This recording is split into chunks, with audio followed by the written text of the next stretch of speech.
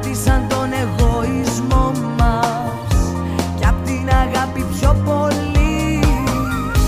Το ξέρεις ήταν ένα πείσμα, γιατί το ζήσαμε ξανά κι οι δυο μας κάνουμε